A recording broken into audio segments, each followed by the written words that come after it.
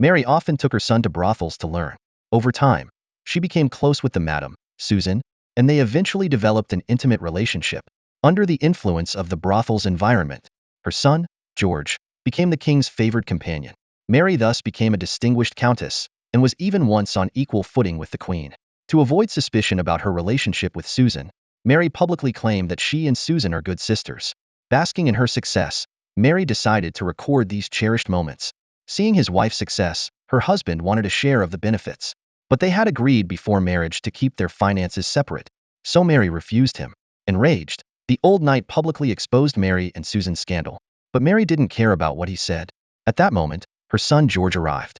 The old knight could no longer bear it, accusing Mary's descendants of being as filthy as she was. He refused to appear in the family portrait. The knight's words didn't dampen the mood of the others. However, Mary knew George couldn't remain a mere ornament forever. He would eventually fall out of favor. So Mary encouraged her son to enter politics.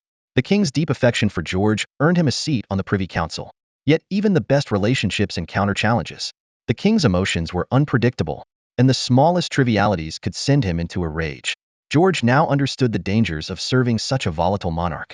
Fearing that her son's eventual fall from favor would leave them with nothing, Mary suggested that George ask the king for permission to marry the prime minister's daughter. But George's heart was solely devoted to the king, leaving him no interest in anything else. While George could indulge in romance, Mary wouldn't allow her hard-earned achievements to crumble. Soon, George was tricked into returning home. Upon entering a room, he found the prime minister's daughter, Katie, inside. Before he could react, he was locked in. The plan was for the two to spend the night together, after which the situation would become public. Her father would have no choice but to agree to the marriage. Katie admitted that this was Mary's idea, but she had also consented because George was handsome and wealthy.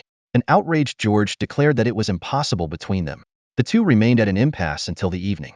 Katie then proposed a condition. After marriage, she wouldn't restrict George's freedom, and he could continue his relationship with the king.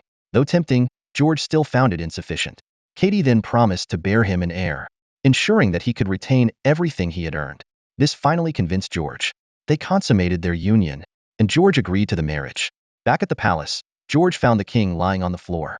He joined him, lying down as well. George knew the king had been under immense pressure lately, as domestic unrest kept him constantly on edge. George chose to be a listener, helping the king ease his worries. He gently pulled the king's head to rest on his chest. The two stayed close like this until night fell.